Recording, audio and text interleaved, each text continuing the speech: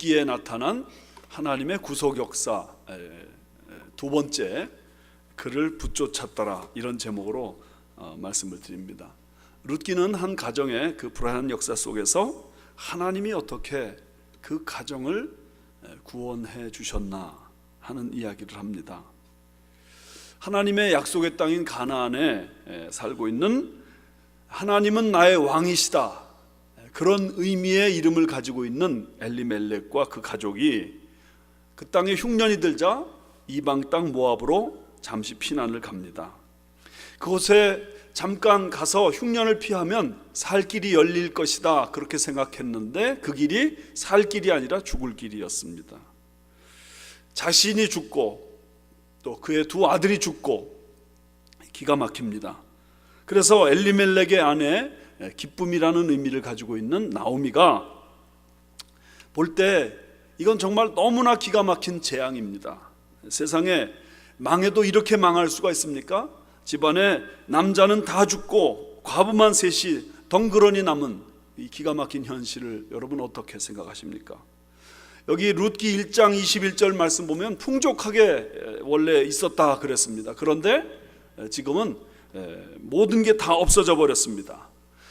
분명히 뭐 아주 넉넉한 형편은 아니었어도 살만해서, 겨우 살만해서 이 이방 땅 모압으로 왔는데, 잘 살아보고자 모압 땅으로 왔습니다. 마치 우리가 이 미국 땅에 잘 살아보고자 온 것처럼 잘 살아보고자 모압 땅에 왔는데, 그 땅에서 남편도 죽고 아들들도 죽고 다 죽었습니다. 10년 만에 그 집안이 완전히 거덜나 버리고 만 것입니다.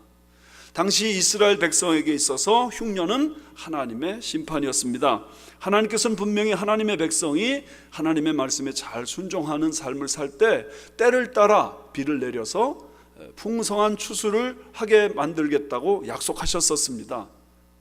그런데 그 백성들이 불순종하자 하나님은 그 약속하신 말씀대로 비를 내려주지 않으셨고, 그래서 지금 이 젖과 꿀이 흐르는 가나안 땅이 메마르고 만 것입니다. 이 베들레헴이라는 말 뜻은 떡집이라는 뜻입니다. 먹을 것이 풍성한 그런 지역이라는 의미가 되겠죠. 그런데 얼마나 하나님의 이 심판이 강력하게 임했는지 그 베들레헴 떡집조차도 먹을 것이 없어서 엘리멜렉은 이민을 가야만 했던 것입니다. 그런데 잘 살아보기 위해서 모압 드림, 모압에 대한 꿈, 모압에 가서 성공해보고 싶은 그 열망을 가지고 이민을 왔는데 거기서 남자들이 다 죽고 맙니다. 어떻게 망가져도 이렇게 망가질 수 있냐는 말이죠. 이런 망가진 가정에 희망을 가질 수 있을까요? 어떻게 하면 다시 이 희망을 회복시킬 수 있을까요? 오늘 말씀 통해서 한 세 가지를 같이 좀 생각해 보려고 합니다. 어떻게 희망을 다시 회복시킬 수 있을까? 어떻게 희망을 캐낼 수 있을까? 첫 번째는 남아있는 것에 초점을 맞추라 하는 것입니다. 룻기 1장의 앞부분을 읽어보면 온통 잃어버린 것뿐입니다. 흉년이 들어가지고 남아있는 게 아무것도 없습니다. 조국 땅을 떠났기에 조국을 잃어버린 거나 마찬가지죠. 남편도 잃고 아들도 잃고 다 잃어버렸습니다. 성경시대에 남편과 아들 잃어버렸다는 것은 완전히 그 인생이 끝장났다는 것입니다. 그 가정이 파탄에 봉착했다는 것입니다. 아무런 희망이 없습니다. 살아갈 모든 기반이 다 무너져 버렸습니다. 그래서 이 쇠 과부는 남아있는 것이라고는 절망, 좌절, 상처, 슬픔, 어떤 것도 희망의 근거가 보이질 않습니다. 그런데 이 말씀을 잘 읽어보면 이 말씀은 잃어버린 것에 대한 이야기가 아니라 남아있는 것에 관한 이야기라는 사실을 발견할 수 있습니다. 우리 이야기가 어디에 초점을 맞추느냐에 따라 이야기가 완전히 달라지는데, 잃어버린 것에 초점을 맞출 것인지 아니면 남아있는 것에 초점을 맞출 것인지, 한번 여러분 여기 1장 3절 말씀부터 5절 말씀을 보시면서 잃어버린 것은 무엇이고 남아있는 것은 무엇인지 이 앞에 보면서 한번 읽어보세요. 나오미의 남편 엘리멜렉이 죽고 나오미와 그의 두 아들이 남았으며 그들은 모압 여자 중에서 그들의 아내를 맞이하였는데 하나의 이름은 오르바요 하나의 이름은 룻이더라. 그들이 거기에서 거주한 지 10년이라. 그죠? 그들은 모압 여자 중에서 말론과 기럧 두 사람이 다 죽고 그 여인은 두 아들과 남편 뒤에 뭐하다고? 남았더라. 여기 말씀 보세요. 죽고에 초점을 맞춰서 이 성경 말씀을 읽어보면 이거 기가 막힌 운명입니다. 그런데 남았다 하는 사실에 초점을 맞춰서 읽으면 거기서 희망의 근거가 생기기 시작하는 것입니다. 우리 인생은 어떤 것에 초점을 맞추느냐에 따라서 결과가 완전히 달라지게 되어 있습니다. 엘리멜렉이 죽었습니다. 그래서 두 아들이 남았다, 성경이 말합니다. 그런데 그 두 아들이 죽었습니다. 그러니까 두 며느리가 남았다, 성경이 그렇게 말씀하고 있습니다. 우리에게 없는 것이 아니라 우리가 아직 가지고 있는 것, 그 작은 것 통해서 하나님 역사하신다. 여러분 이걸 믿으셔야 됩니다. 그러므로 내가 내 인생의 문제를 볼 때에 없어진 것이 무엇인가, 잃어버린 것이 무엇인가, 상실한 것이 무엇인가를 찾기보다는 아직도 나에게 남아있는 것이 무엇인가, 여기에 우리의 희망의 근거가 있습니다. 아직 내가 조금이라도 그래도 잘할 수 있는 것, 그것을 찾아야 되는 것입니다. 그러면 회복이 가능합니다. 우리 인생에서 많은 상실을 경험할 수 있는데 내가 소중하게 여기는 거 다 잃어버렸다 그렇게 생각할 수 있는데, 그럴 때도 어떤 태도를 취하느냐가 중요해요. 잃어버린 것에 초점을 맞출 것인가, 남아있는 것에 초점을 맞출 것인가. 남아있는 것에 초점을 맞추는 순간 희망의 불꽃이 다시 타오르는 것을 우리 기억해야 돼요. 천상의 목소리로 참 세상에 아주 굉장한 영향력을 미치고 있는, 여러분 잘 아는 레나 마리아, 스웨덴에서 중증의 장애자로 태어났습니다. 얼마나 장애자였는지 그 아기를 받은 간호사들이 아기를 받는 순간 놀래가지고 다 도망가 버렸어요. 그 부모는 이 아기는 정상적으로 살 수가 없으니까 특별 보호소에 맡깁시다 그랬어요. 왜 그러느냐, 두 팔이 다 없는 아이로 태어났어요. 한쪽 다리는, 왼쪽 다리는 오른쪽 다리의 절반밖에 안 되는 아이로 태어났어요. 여러분, 이런 아이가 정상적으로 살아갈 수 있겠습니까? 그런데 신앙 좋은 그의 부모님이 이 아이를 신앙 안에서 키웁니다. 그러면서 완전히 정상인처럼 취급을 합니다. 그래서 그 아이가 십자수를 배우고 수영을 배우고 요리를 배우고 피아노 연주를 배우고 운전을 배우고 성가대 지휘를 배우고 장애자 수영 선수권 대회에서 금메달 4번이나 따는 아이로 만듭니다. 그리고 정상인과 결혼해서 행복하게 삽니다. 두 팔이 없는 레나 마리아는 자신에게 없는 두 팔에 초점을 맞추지 않고 아직도 남아있는 오른발, 그 오른발에 초점을 맞춥니다. 오른발 하나로 모든 걸 다 해요. 동영상으로 보니까 모든 걸 다 해요. 오른발 하나로. 두 팔이 없는 대신에 하나님께서 자기에게 아름다운 목소리 주신 것을 감사하면서 그 아름다운 목소리를 끊임없이 개발했어요. 그래서 어쩌면 세상에서 가장 아름다운 노래를 부르는 사람이 됐어요. 아마 그만큼 노래 부르는 사람이 있을 수도 있겠죠. 그런데 그렇게 두 팔 없고 그렇게 한 다리 짧은 사람이 그렇게 아름다운 찬양을 부르는 것에서 사람들은 다 무너져 버리고 말. 누구보다 위트 있고 누구보다 유머가 넘치는 사람이고 누구보다 밝고 누구보다 명랑한 삶을 사는 이 여인은 없어진 것, 잃어버린 것에 초점을 맞춘 사람이 아니라 남아있는 것에 초점을 맞춥니다. 여러분, 잃어버린 것들에 대한 상실감으로 고통이 있으시죠? 재산 잃어버리셨어요? 그럴 때 그래도 아직 건강 남아있어서 감사하다 그러시기 바랍니다. 비즈니스 잃어버렸어요? 비즈니스 정말 점점 힘들어지세요? 그래도 아직 우리에게 사랑하는 가족이 있다 하고 위로를 받으시기 바랍니다. 세상에서 버림받으셨어요? 그래도 우리 교회가 있지 않는가? 남아있는 걸 찾으시기 바랍니다.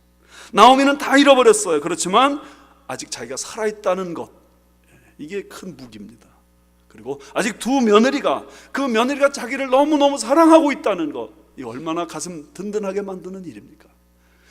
모든 것 다 잃어버린 것 같지만 여전히 하나님의 은혜가 흐르고 있는 것을 나오미는 발견합니다. 하나님이 나를 사랑하신다는 이 사실이 남아있는 것입니다. 여러분, 그런 의미에서 이거 내가 남아있는 것, 이거 몇 가지만 가져도 우리는 얼마든지 재기할 수 있습니다. 여러분, 그런 면에서 저는 이 땅에서 우리가 모든 것 다 잃어버린다 하더라도 용기를 낼 수 있는 근거가 되는 하나님의 말씀 하나 여러분에게 꼭 소개하고 싶습니다. 시편 마지막 장 마지막 절, 시편 150편 6절, 호흡이 있는 자마다 여호와를 찬양할지어다 할렐루야. 같이 읽어볼까? 시작. 호흡이 있는 자마다 여호와를 찬양할지어다. 할렐루야. 살아있다는 그것이 희망입니다. 내가 아직 생명이 붙어있는 한 나에게 희망이 있는 거예요. 포기하지 말고 도전할 때 내가 하나님의 구속 역사에 뛰어들어가 그 구속 역사의 도구가 되는 줄 믿습니다. 두 번째는 잘못된 자리에서 돌이키라 하는 것입니다. 나오미의 가정의 불행이 어디서부터 시작됐습니까? 흉년의 때에 모압으로 도망간 데서부터 시작됐습니다. 그 잘못을 깨달으면 어떻게 해야 됩니까? 원래 자리로 돌아가면 되는 것입니다. 나오미에게 있어서 약속의 땅 가나안, 그것도 고향 베들레헴이 그의 원래 자리입니다. 거기로 다시 돌아가면 모든 문제 해결되는 것입니다. 어떻게 우리가 그 원래 자리로 돌아갈 수 있을까요? 첫 번째는 은혜를 깨달을 때, 은혜 깨달으면 됩니다. 여기 1장 6절 말씀 한번 같이 보세요. 그 여인이 모압 지방에서 여호와께서 자기 백성을 돌보시사 그들에게 양식을 주셨다 함을 듣고 이에 두 며느리와 함께 일어나 모압 지방에서 돌아오려 하여. 나오미는 이스라엘에 하나님이 양식을 주셨다는 소식을 들었습니다. 그리고 그 소식을 듣자 그는 이스라엘에 다시 돌아가야 되겠다 결단을 합니다. 그가 이렇게 그 양식을 주신 것에 대해서 어떻게 해석하느냐가 너무 중요해요. 이스라엘 땅에 지금 양식을 주셨다. 이게 무슨 뜻인가? 그 땅에 계속 흉년이 들었을 때 그게 백성들의 죄로 말미암은 것이라는 사실을 이제야 깨달은 것입니다. 그리고 그 땅에 다시 양식을 주셨다는 그 말은 여기 1장 6절 말씀처럼 여호와께서 자기 백성을 돌보시사 그들에게 양식 주신 것이다. 돌보시사. 이 돌보신다는 이 말이요, 어떤 뜻이냐면 방문하신다 그런 뜻입니다. 찾아오신다 그런 뜻입니다. 백성들이 죄 가운데 있으니까 하나님이 떠나버리신 거예요. 그래 계속 죄 가운데 있어 봐라, 나 없이 한번 살아봐라 하고 하나님 떠나신 거예요. 너무 고통하니까, 흉년 가운데 너무 고통하면서 안타까워하니까 하나님이 그 백성을 불쌍히 여기시고 돌아오셨어요.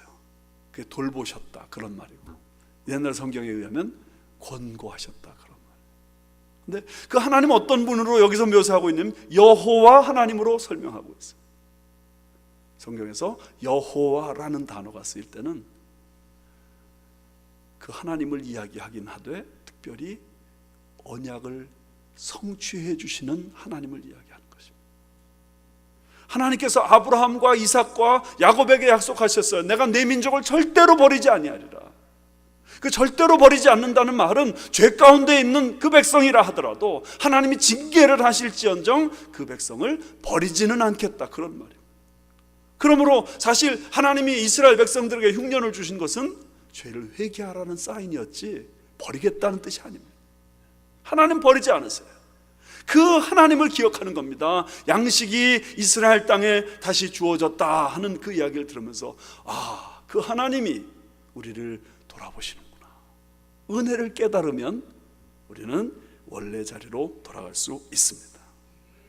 두 번째는 죄를 깨달으면 원래 자리로 돌아갈 수 있습니다. 나오미는 자신이 모압에서 겪은 고통에 대해서 1장 13절에 이렇게 말합니다. 보세요. 여호와의 손이 나를 치셨으므로 나는 너희로 말미암아 더욱 마음이 아프도다. 하나님이 나를 치셨대요. 왜요? 죄 때문에. 1장 21절 말씀에도 내가 풍족하게 나갔더니 여호와께서 내게 비어 돌아오게 하셨느니라.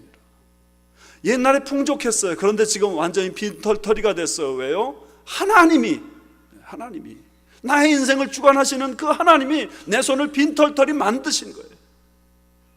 세상 사람들은 빈털터리 됐을 때 이렇게 말합니다. 재수가 나빠서, 운이 좋지 않아서. 그런데 하나님의 사람들은 이 일이 벌어질 때 깨닫는 거예요.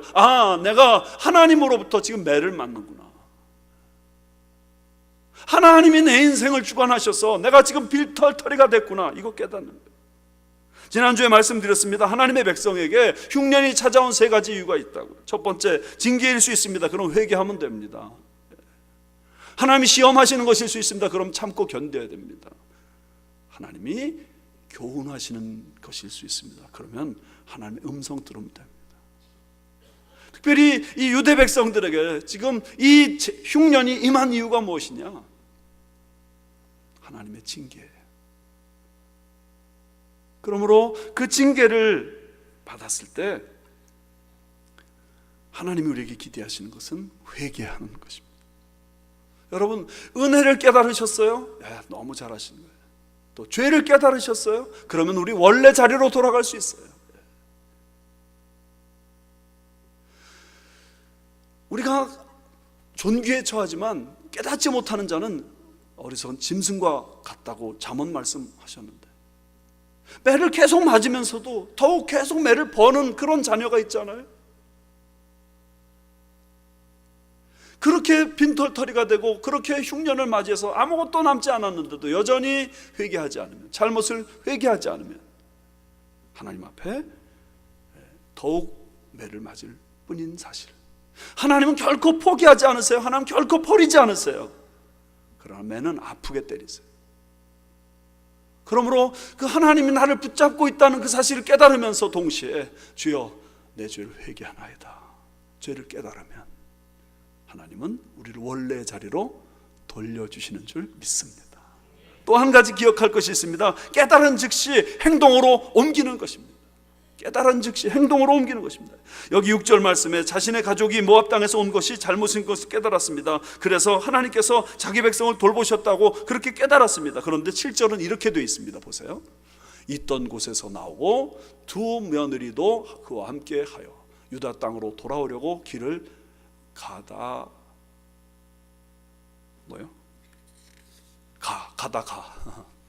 있던 곳에서 나오고, 이게 중요합니다. 있던 곳에서 나오고. 우리는 이 나오미가 다시 있던 곳에서 나오는 게 이게 쉽지 않다는 사실을 생각하셔야 됩니다. 있던 곳에는 지금 남편과 아들들의 무덤이 그냥 있단 말이에요. 옛날 사람들 그걸 너무 소중하게 여기는데 이 무덤을 어떻게 두고 그냥 가는가? 뿐만 아닙니다. 함께 따라 나서는 며느리들, 그곳이 고향이에요. 두 며느리의 고향이에요. 그죠? 어린 시절, 젊은 시절 거기서 다 보냈어요. 그런데 그 나오미가 어떻게 그 며느리들을 데리고 나올 수 있겠어요? 변명거리를 찾자고 하면 한없이 수가 많을 것입니다. 그러나 여기 중요한 것은 나오미는 은혜를 깨닫고 죄를 깨달은 다음에 있던 곳에서 나왔습니다. 넬슨 라몽트라고 하는 부자가 있었는데 그는 아주 사는 게 따분했답니다. 그래서 어떻게 인생을 즐길까 생각을 하다가 새로운 연구를 시작했습니다. 철새, 물고기 그런 것들의 귀소 본능, 호민 인스팅크트를 연구하기 시작했습니다. 그리고 각종 희귀한 동물들은 잡아가지고 박제를 해서 자기 집에 걸어놓고 오는 손님들에게 그걸 막 자랑하는 겁니다. 여기 있는 이 연어는 알래스카 어디 폭포에서 내가 살아있는 채로 잡았는데, 야, 이 박제 너무 멋있지 않냐고. 여기 있는 그 새는 이런 것이고 여기 있는 물고기 이런 것이고 그런 재미로 살았습니다. 그런데 이 남자가 어느 날부터 갑자기 밤에 악몽을 꾸는 거예요.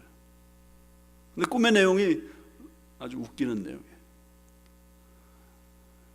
연어가 나타나가지고 이렇게 말한대요. 나는 고향으로 가는데 당신은 지금 어디 가십니까? 그리고 기러기가 막 날아가면서 이렇게 말한다는 거예요. 나는 지금 고향으로 가고 있는데 당신은 어디로 가고 계십니까? 심지어 나무와 새들이 자꾸만 꿈에서 나타나가지고 우리는 다 고향으로 가고 있는데 당신은 어디로 갑니까? 어디로 갑니까? 근데 이 분이 어느 날 라디오를 켰는데 그 라디오에서 목사님 설교 말씀 이런 게 있었답니다. 여러분에게는 다 돌아갈 고향이 있습니다. 하나님이 바로 여러분이 돌아갈 고향입니다. 그때 이 남자가 그렇구나, 내가 돌아가야 되는구나. 즉시로 교회를 나가고 즉시로 신앙생활을 회복했는데 그때부터 악몽이 없어져 버렸대요. 여러분, 은혜는 누구든지 받을 수 있습니다. 왜냐하면 은혜는 계속 흐르고 있는 거니까. 잘못을 자기가 깨닫는 것도 가능합니다. 양심의 가책이 있으니까 가룟 유다도 깨닫잖아요. 문제는 그것을 즉시로 행동으로 옮기는 것입니다. 그래, 이건 내가 잘못했어. 이건 내가 분명히 죄야. 그러니까 나 행동 바꾸겠어. 결단하는 그 자리, 희망이 회복되는 자리입니다. 결단하는 그 자리, 그리고 행동으로 옮기는 그 자리, 하나님이 역사하셔서 우리 인생을 다시 축복하는 자리가 되는 줄 믿습니다. 하나님 우리를 버리지 않으세요. 하나님 우리를 징계하실 뿐이지 절대로 버리지 않으세요.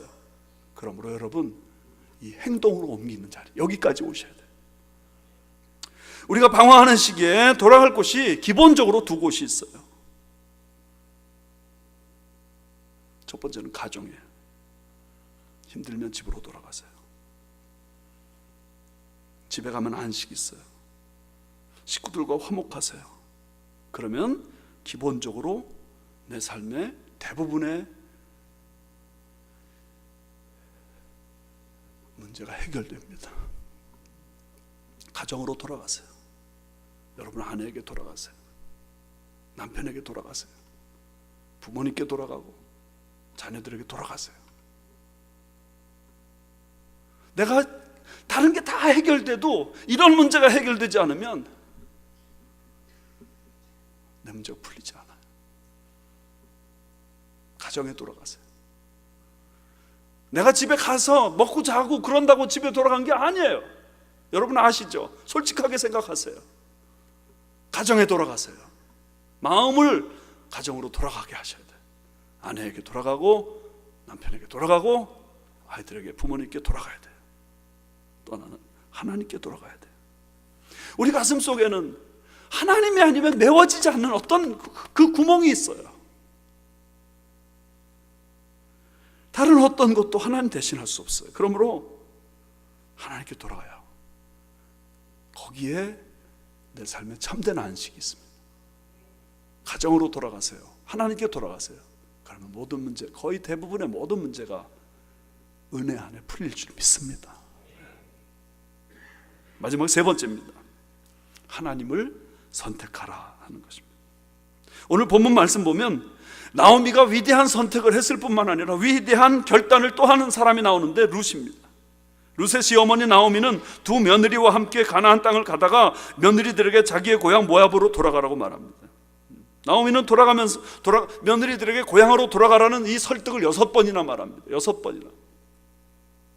먼저 3번 말합니다. 너희는 각기 너희 어머니의 집으로 돌아가라. 여호와께서 너희를 선대하시기를 원하노라. 각기 남편의 집에서 위로받기를 원하노라. 그러니까 두 며느리가 다 울면서 우리는 돌아가지 않습니다. 우리는 어머니와 함께 어머니의 백성에게로 돌아갑니다. 그랬더니 이 나오미가 신명기에 이 결혼법에 대해서 설명하면서 만약에 나에게 남편 될 아들이 없지 않느냐, 나랑 가도 너희들 소망 없다. 또 여호와의 손이 나를 쳤지 않느냐, 그러니까 너희들이 나하고 같이 가가지고 모든 문제 해결을 할 수 있는 방법 아무것도 없다.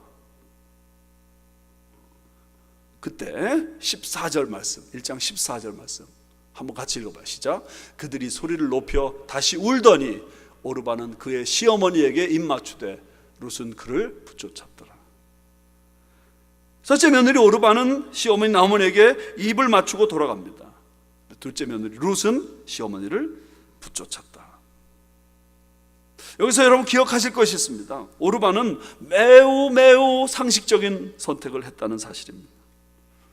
오르바 입장에서 유대 땅으로 그냥 간다는 것은 보통 어려운 일이 아닙니다. 어머니는 소망이 없는 어머니죠. 경제적인 어려움이 있죠. 문화적인 갈등이 있죠. 유대인들로부터 받게 될 멸시와 수모를 다 견뎌내야 되는데 무엇보다 지금 시어머니가 간곡하게 너 돌아가라, 그렇게 얘기하시는 거예요. 간곡하게 한 번, 두 번 말씀하시는 게 아니에요. 너 돌아가라. 이제 그런데 그 오르바는 또 실제로 어머니를 쫓아가기 시작했어요. 모압 땅을 지났어요. 그래서 이제 요단강만 건너면 곧바로 베들레헴 그 땅으로 들어갈 수 있는, 가나안 땅으로 들어갈 수 있는 그런 자리에 있었어요. 그런데 거기까지만 따라왔다는 거예요. 거기까지. 결국 오르바는 약속의 땅으로 들어가지 않았고 되돌아섰습니다. 누구도 오르바를 비난할 수 없지만, 그러나 오르바가 선택한 것은 결국 모압 땅을 선택한 것입니다. 모압 땅을 선택했다는 것은 결국 하나님에게서 돌아선 것을 말합니다. 하나님에게서 돌아섰어요.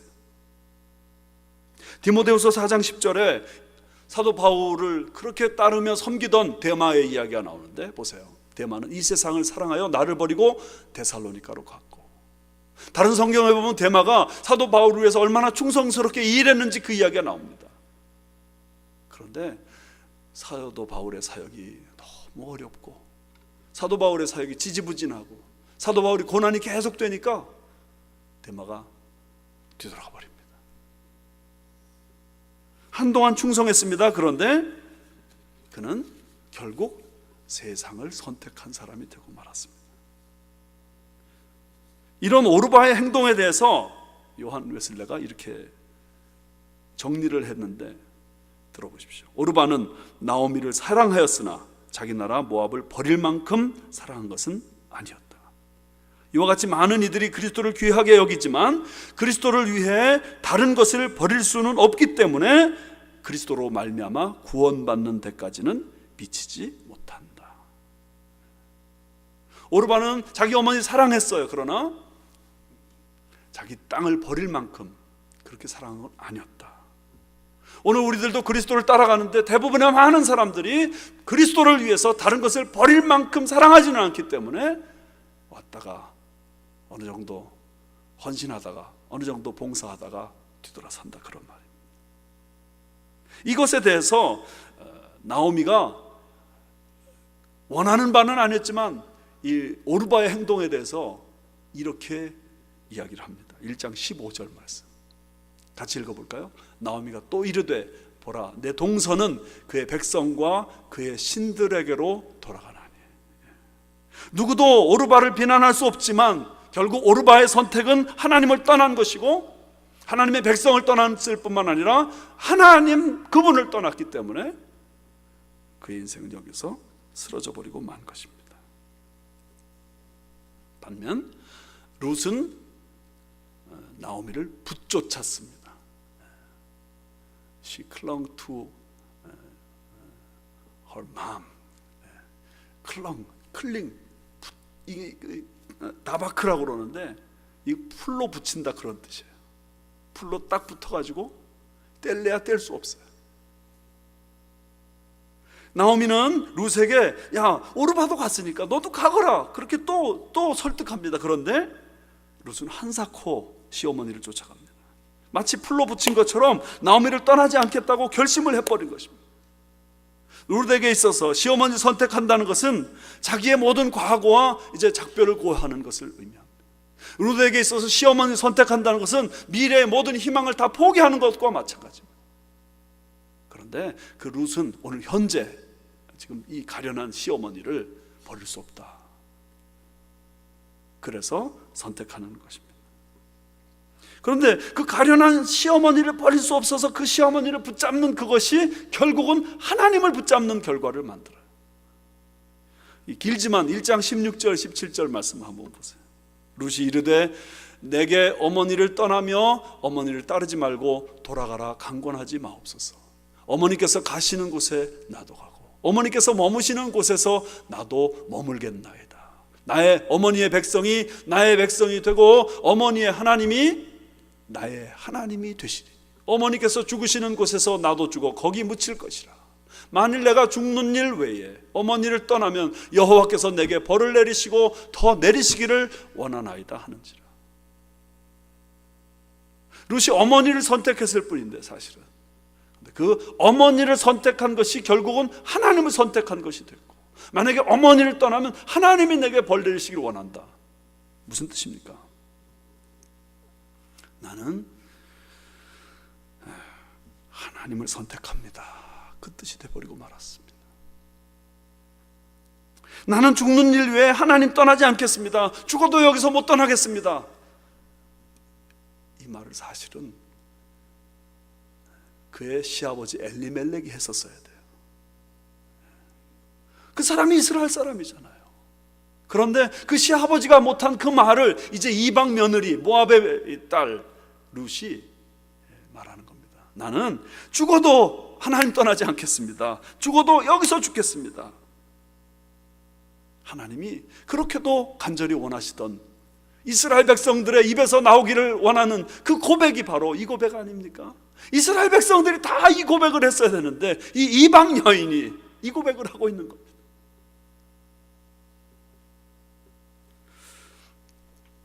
제가 제 얘기를 다시 좀 해야 될 것 같습니다. 저는 불신 가정에서 성장했어요. 그러다 교회를 다녔는데 교회를 다니게 된 동기가 아주 불순합니다. 제 친구가 저한테 야 우리 교회 가자. 왜 내가 네 교회를 가야 되냐. 우리 교회 예쁜 여자애들이 진짜 많거든. 저는 그 꼬드김에 넘어갔습니다. 그래서 교회를 갔는데 예쁜 아이들은 진짜 많았는데 내게 되는 예쁜 아이들은 하나도 없더라고요. 근데 예쁜 아이들은 못 만났지만 거기서 예수님 만났습니다. 근데 그 예수님 만나게 된 결정적인 동기가 주일학교 선생님이에요. 정말 주일학교 선생님들 자녀들에게, 우리 학생들에게 예수님 만나게 해주셔야 돼요. 그 선생님은 폐병 3기에 죽을 날이 얼마 남지 않았는데 하나님 앞에 한 일이 없어서 도무지 이대로 죽을 수 없다 그래가지고 중등부 교사가 됐는데 그게 바로 저의 담임 선생님이셨어요. 한 1년 동안 제가 사실은 교회 다니면서 부모님께 신앙생활 한다는 얘기를 하질 않았습니다. 근데 그 사실을 선생님에게도 제가 비밀로 했어요. 근데 이 선생님이 열심히 특심이셔가지고 제가 중학교 졸업하는 날 꽃다발을 들고 찾아오신 거예요. 그때 저도 놀랬지만 우리 선생님도 놀라셨어요. 그럼 저에게 말씀하셨어요. 너 신앙을 시인해야 된다.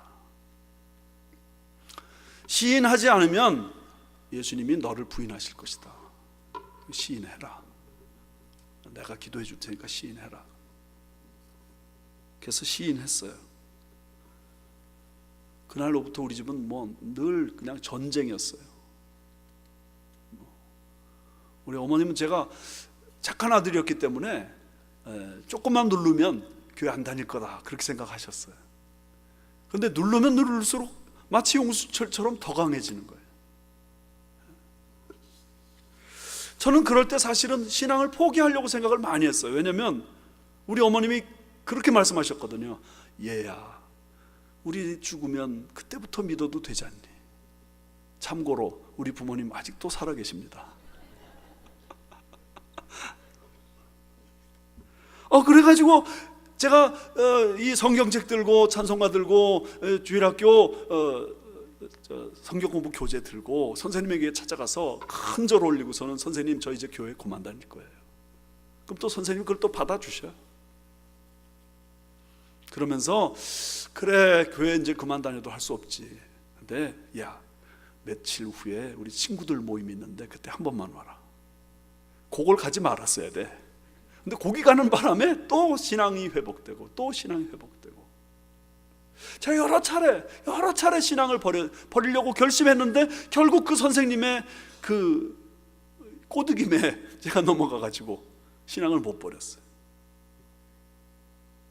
지금 생각해 보면 제가 신앙이 있었던 것도 아닌 것 같아요. 가만히 생각해 보면 오히려 그 청소년기의 반발심으로 우리 어머님을 또 저도 꺾고 싶은 그런 마음이 좀 강했던 것 같아요.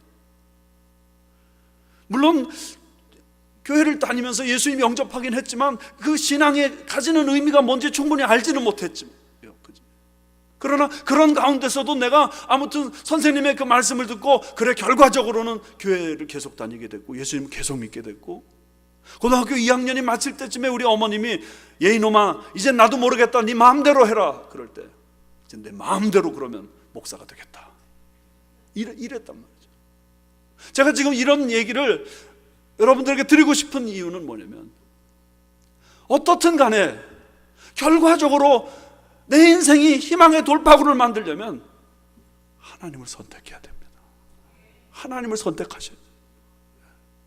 루스의 승리는 어머니를 선택한 것이었는데 결과적으로 하나님을 선택한 게 된 거예요. 오르바의 선택은 그가 그냥 시어머니를 떠나는 것이었는데 결국 하나님을 버린 게 된 것이에요. 내 인생이 어떻게 회복될 수 있는가? 내가 남아있는 그거 붙잡고 다시 거기에 초점을 맞출 때 내 인생이 회복돼요. 내가 인생이 어떻게 회복될 수 있는가? 잘못된 자리에서 돌이키면 거기서 회복될 수 있는 거예요. 내 인생이 어떻게 회복될 수 있는가? 결국은 하나님을 선택하는 데서 내 인생의 성공이 있는 거예요. 내가 아무리 다른 부분에서 성공하고 내가 아무리 다른 부분에서 잘 풀리는 인생을 산다 하더라도 하나님을 놓치면 그 인생은 성공 같으나 실패요, 이기는 것 같으나 지는 것이요, 사는 것 같으나 죽는 것입니다. 물을 떠난 고기가 살 수 없는 것 마찬가지로 하나님 떠난 우리 인생 사는 법이 없습니다. 그러므로 여러분, 희망을 캐기 원하십니까? 남은 것에 초점 맞추세요. 희망 캐기 원하십니까? 잘못한 데서 돌이키세요.